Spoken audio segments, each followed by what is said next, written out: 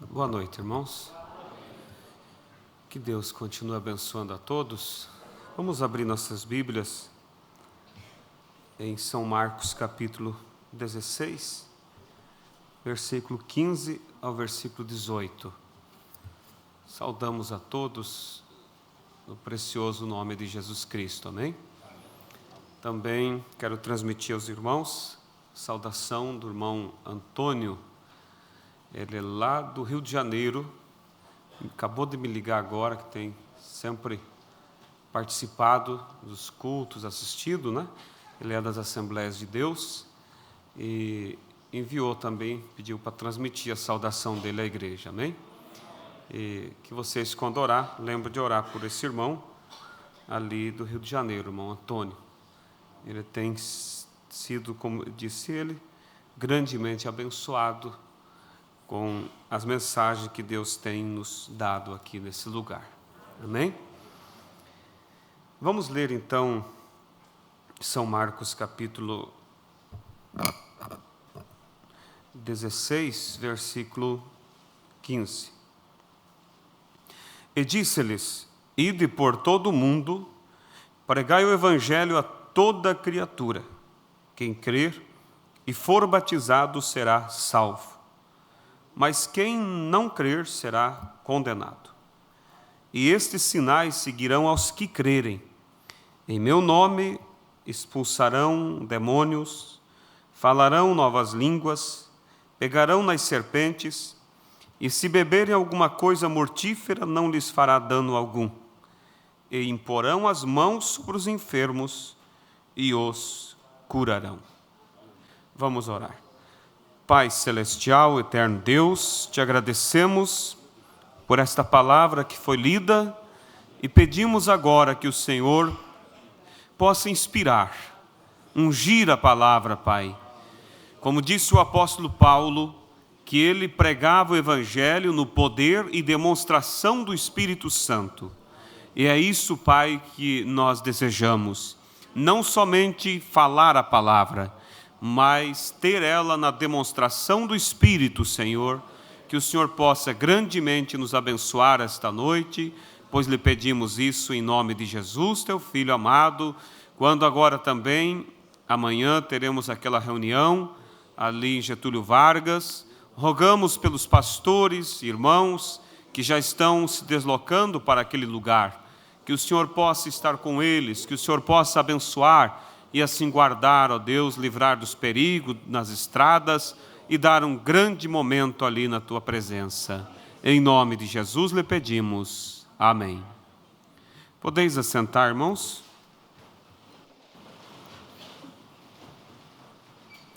Eu quero falar um pouquinho, antes de nós orarmos, sobre levar a cabo o programa de Deus.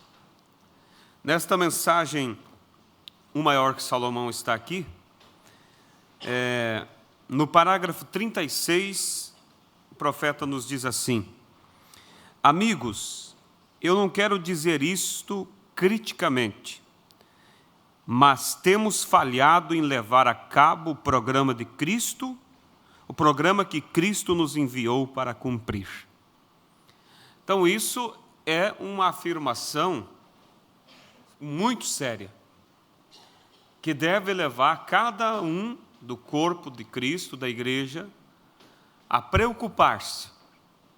Porque quando se diz, temos falhado, é uma afirmação que leva a uma preocupação para aqueles que têm responsabilidade, né, naquilo que estão fazendo. E ele diz, temos falhado em levar a cabo o programa de Cristo, que Cristo nos enviou para cumprir. Vê? Ele disse, ide por todo o mundo e pregai o evangelho. Agora, ele não disse construir escolas, ele não disse edificar igrejas, o que está tudo bem, mas nós gastamos todo o nosso tempo construindo escolas e igrejas e denominações, as quais têm desempenhado um papel, mas isso não é o que ele disse. Pregai o evangelho e estes sinais seguirão aos que crerem.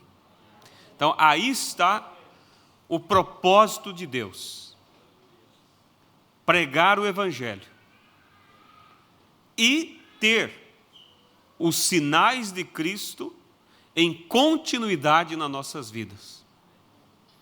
Porque quando ele andou com seus discípulos e operou milagres, fez prodígios, maravilhas, todos estavam olhando para ele.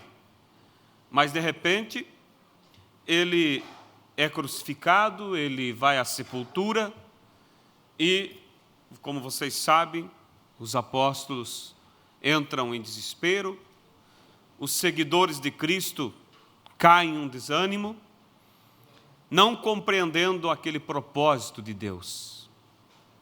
Nós estamos na semana chamada Semana Santa, que é uma semana que realmente tem um grande significado na vida do cristão. E muitas vezes, por causa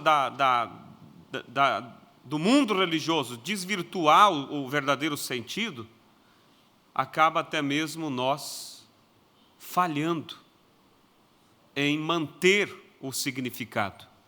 Porque o diabo desvirtuou para um lado de festas, comércio, chocolates, e perderam o foco. Comer peixes, tantas coisas, tradições, que não tem nada a ver com o que realmente a palavra de Deus nos fala sobre a nossa Páscoa. E muitas pessoas, irmãos, acabam criando uma certa aversão por algo que é certo, por causa do erro.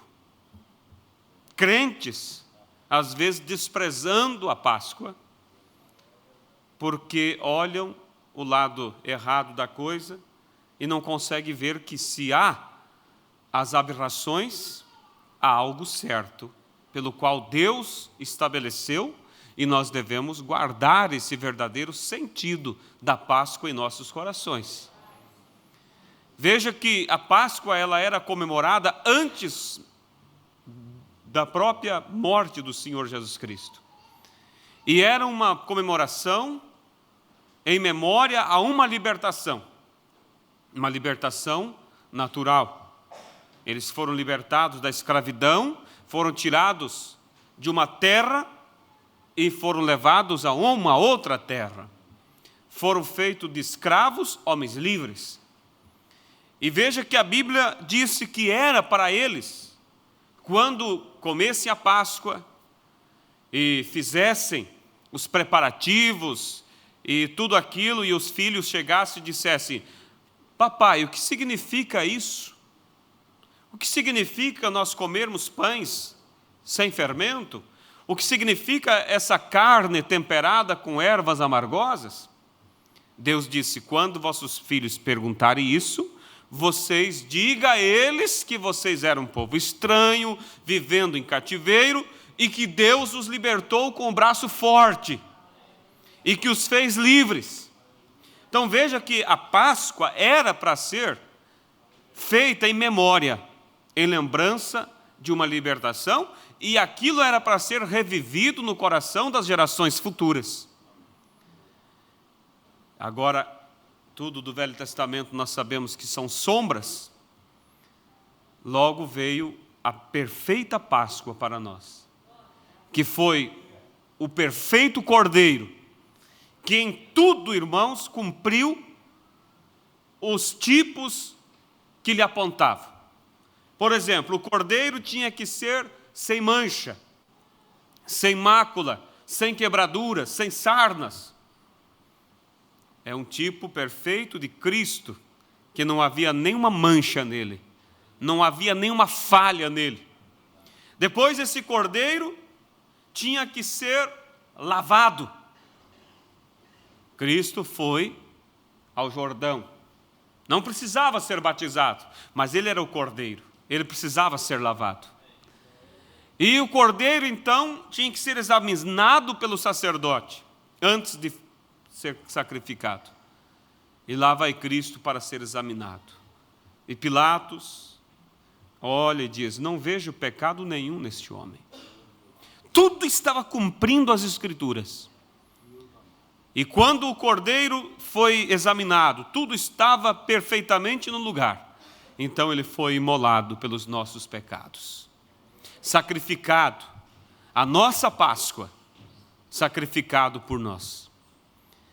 Não a velha Páscoa do Velho Testamento, libertando de uma terra natural, mas uma Páscoa que nos libertou de uma terra, de uma escravidão espiritual e nos fez livres espiritualmente para Cristo Jesus.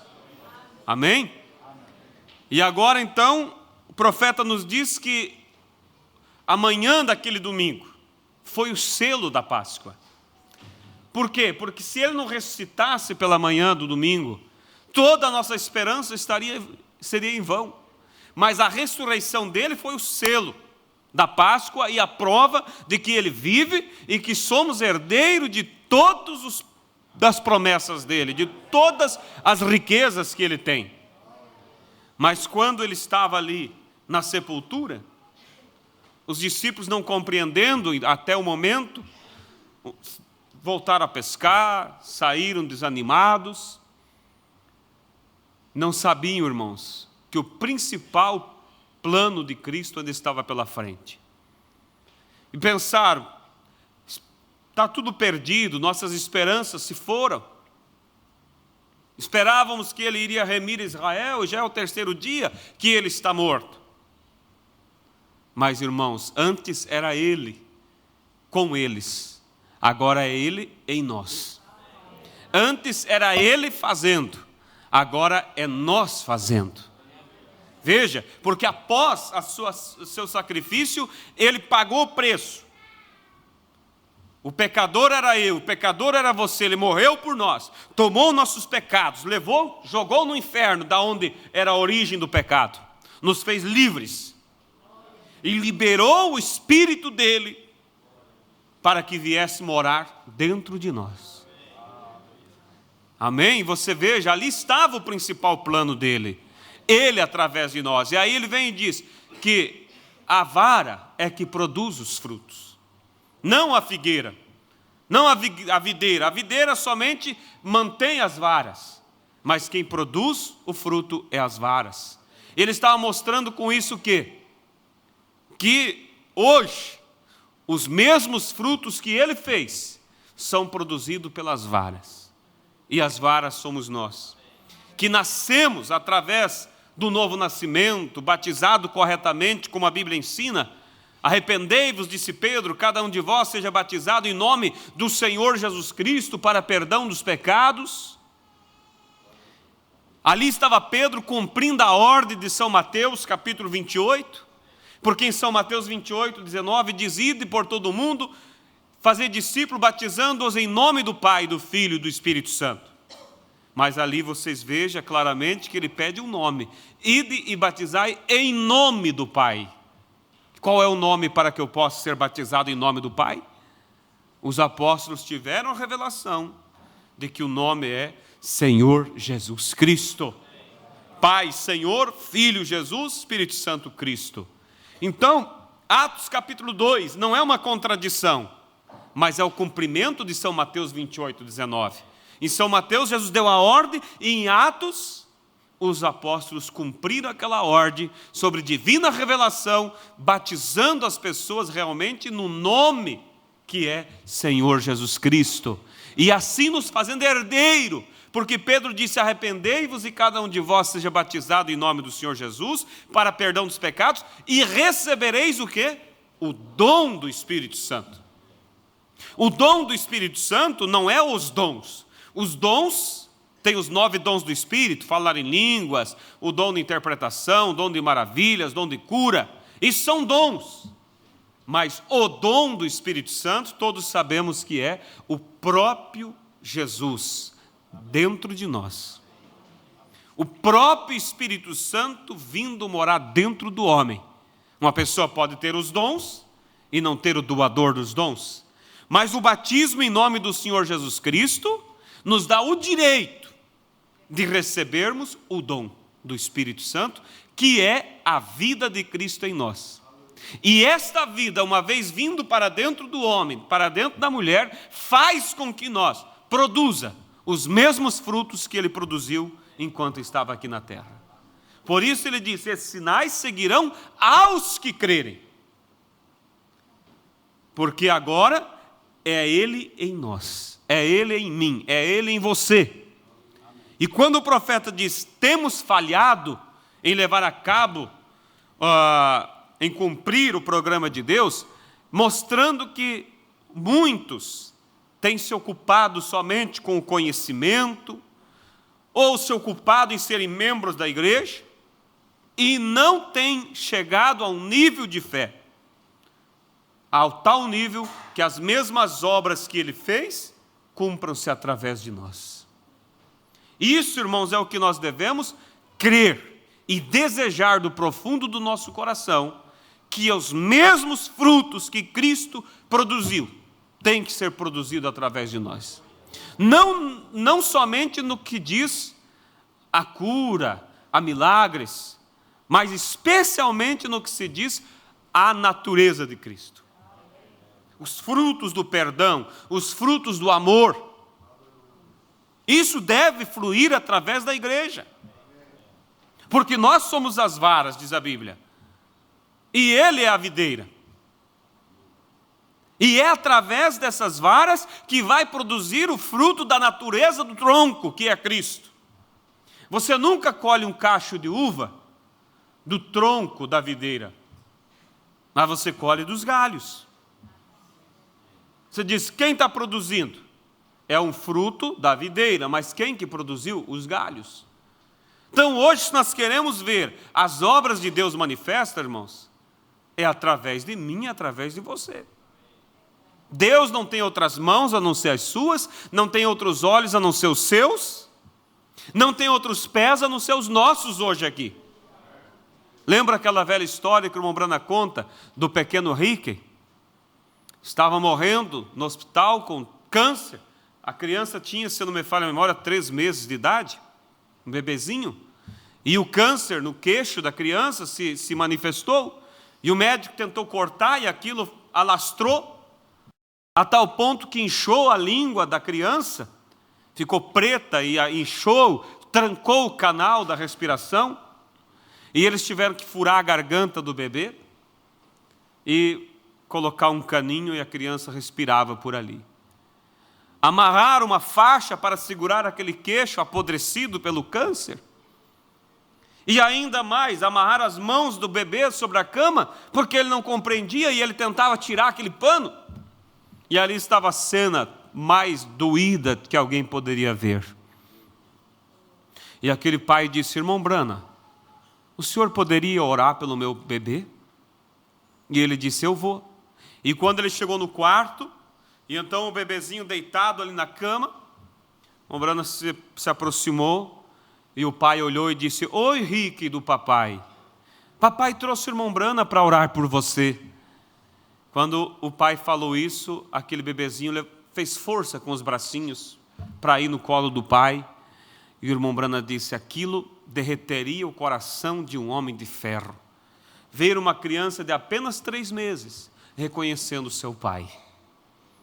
Enquanto o irmão Brana olhava aquela cena tão triste, ele disse que ele virou para o lado para que o pai não visse as lágrimas correndo dos seus olhos e pensou: Deus, eu não posso acreditar que o Senhor teria prazer em ver uma criança sofrendo assim. E aí aquele irmão Brana pensou e continuou pensando e pensou assim: Jesus, se o Senhor estivesse aqui, o que o Senhor faria por esta criança? E quando ele pensou isso, ele ouviu aquela voz que rebumbou dentro da sua alma e disse assim: eu estou esperando para ver o que você vai fazer por ela. Quantas vezes, irmãos, nós olhamos os problemas, pessoas sofrendo, doente, morrendo, indo para o inferno, e você pensa: bem que poderia Jesus fazer alguma coisa por ela. Irmãos, é você que tem que fazer, você é os galhos. E ele disse que os galhos produzirão os frutos. E esses sinais seguirão aos que crerem. Se nós víssemos Jesus em pessoa caminhando aqui na terra, e você dissesse: Jesus, eu gostaria que o senhor fosse comigo ali no hospital para curar um amigo meu. Ele diria: eu não posso fazer isso. Eu já fiz há 2000 anos atrás. Eu já curei ele. Ele somente deve aceitar aquilo que eu fiz. Entende, irmãos? Então, isso é algo que a igreja tem que cultivar dentro de si, o seguinte: eu não posso falhar em cumprir o programa de Deus na minha vida. Ah, mas isso é para o pastor. Não, isso é para aqueles que são batizados. E esses sinais seguirão aos que crerem. Todos somos parte desse corpo.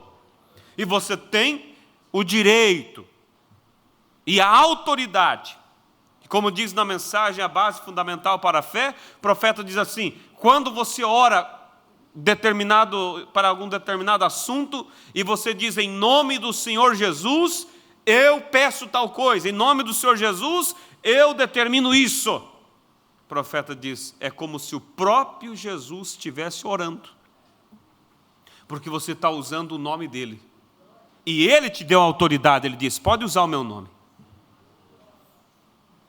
Que tal você está ali precisando de algumas coisas, e alguém põe a mão no bolso, pega o cartão e diz assim: ó, está aqui o cartão, pode usar ele. Não preocupa que tem saldo suficiente.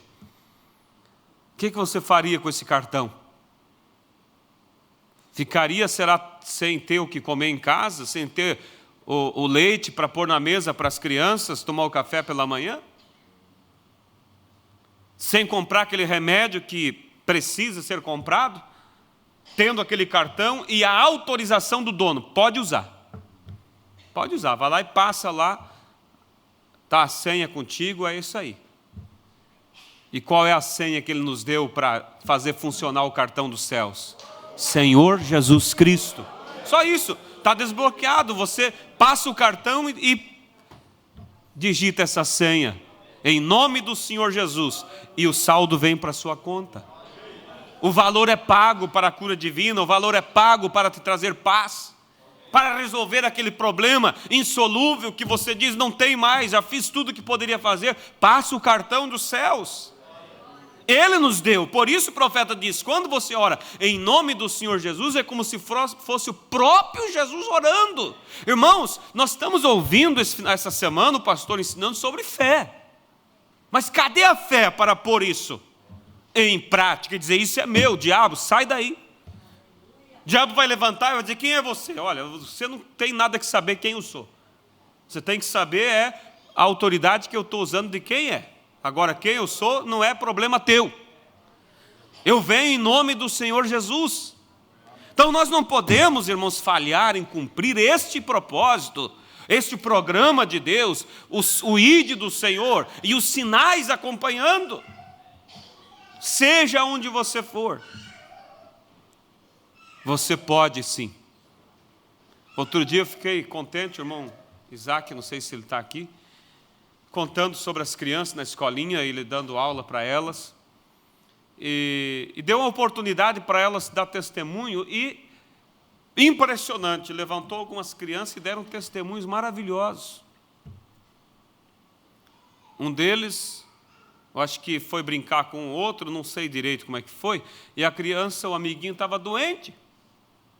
E ele então orou, algo assim, ou pediu para a mãe orar, porque ele queria um amiguinho bom para ele poder brincar, e de repente o mal foi embora.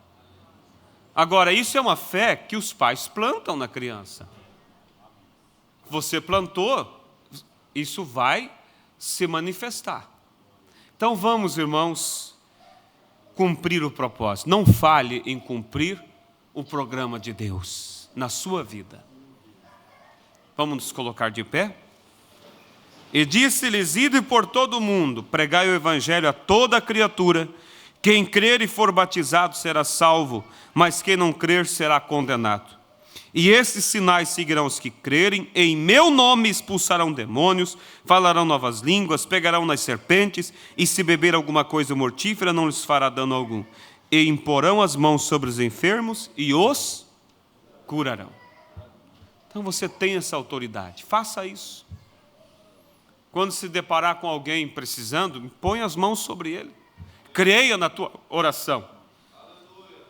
Se você vê alguém beirando a morte, fala para ele do Calvário. Fala para ele que não há razão de ele partir e ir para o inferno se um preço foi pago para a remissão dos pecados dele. Amém? Então vamos orar, nós temos alguns pedidos de oração aqui.